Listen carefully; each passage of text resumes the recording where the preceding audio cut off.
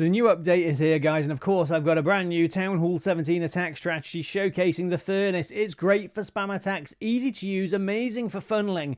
So let's check out the army we're going to be using today, then we'll watch some replays. So we've got 10 level 7 Yetis. Remember, a new level on the Yetis is available, 4 Root Riders, a Minion, a Headhunter, and 4 Furnaces spells. We're going to go with Invisibility Walk on the Royal Champion with Electro Boots. So 9 invisibility spells, a Revive spell, a Rage spell, and a Poison spell. 3 Yetis inside the Battle Blimp, or Valkyries or Super Minions inside the Siege Barracks. So here we go. Quick disclaimer, these replays were filmed in the developer build. I wanted to get an attack strategy ready for you for when the update was out. So what I like to do, I've done quite a bit of testing, and honestly I think the Furnace troop is really powerful and makes ground attacks so much easier, as does that new level on the Yetis. But anyway, yes, I like to send in the Royal Champion with an Invisibility Walk. If you can't do an Invisibility Walk because you don't have Electro Boots, that's fine, guys. Maybe drop those 9 invisibility spells for 3 clone spells or some bat spells or something like that, or even earthquake spells to open up the base. But yes, sorry, back to the main point I was making. I send in the Royal Champion for an Invisibility Walk, then I'll send in a Furnace or 2 behind where she's attacking in the base.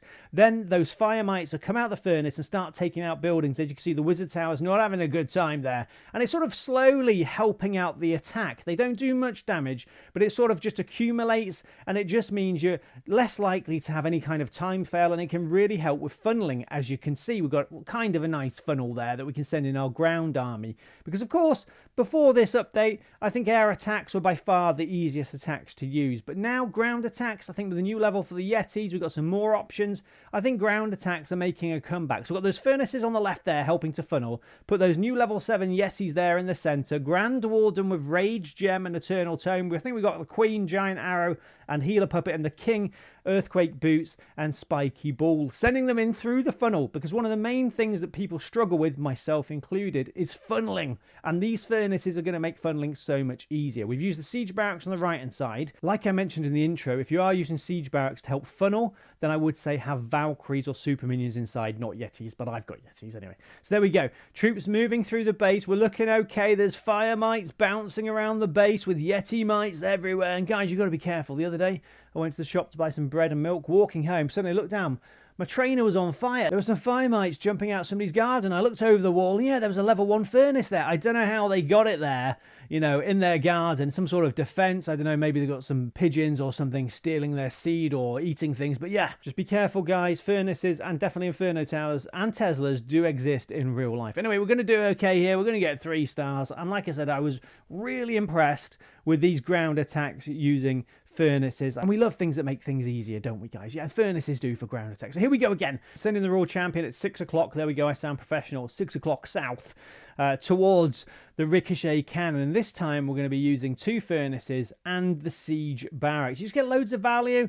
Maybe I could have, maybe we didn't need the Furnaces or the Siege Barracks there, one or the other, but I thought, yeah, why not? Let's see how much of that sort of southern area of the base we can take out. Now, Royal Champion. So once you've done that, concentrate on your Invisibility Walk. Obviously, don't let your Royal Champion get taken out. Keep overlapping those invisibility spells. Help the Royal Champion move through the base. As you can see, there's loads of troops at the bottom of the base. On the right-hand side of the base, we've got Peckers. We've got Fire Mites bouncing around everywhere. There's one in my room. Oh, no. Be careful. Yeti on the left-hand side. That's Boris the Yeti. And at this point, I'm just thinking, yeah, we've taken out nearly a third of the base. Royal Champion's doing okay. Can she take out the Fire Spitter? Not sure. Now, the only thing is, I guess, if those Fire Mites are coming out and there's sort of defenses left and they're bouncing towards it like these multi-infernos. So that's why it's good to put it behind the main army or on the corners where they're out of reach from defenses, or behind the Royal Champion's Invisibility Walk. You know those defenses have already been taken out. But anyway, back to the action then. So we're going straight for the Town Hall here. Grand Warden. Is that Rage Gem we're using? Yes, we are. And the King's not been funneled. He's walked off. So I've just messaged him, said, King, please can you go into the base? And he said, all right then, Moose. Yes. Thank you. Because we want to use those Earthquake Boots to open up the base. Yeti Mites flying around everywhere. Fire Mites, have they stopped? I don't know if I can see any on the battlefield, but we do have Mike the Minion on the left-hand side of the base taking on an Ice Golem. What a hero. Well done, Mike. You've saved the day. So yeah, ground attacks, they're my favorite attack. If you were to say, you know, equal ground and air attack, I'd always go for ground attacks. I don't know, I just really prefer them. But as I've mentioned before, I think air attacks have definitely been the most powerful option recently. I think ground attacks will hopefully make a comeback with the Furnace, the new level, on a couple of ground troops as well, especially the Yeti. Maybe spam attacks will come back. But I will have more videos for you guys. Do hit that subscribe button, notification bell, join the Samus army. And do remember, on this channel, we do have something called a creator code. That's where you can help support your favorite content creator in-game by using the code before making any purchases. Our code is CodeMoose. Any support would be amazing, and you do need to renew it once a week. Anyway, have fun, watch out for Inferno Towers in real life, and I'll see you later. Bye.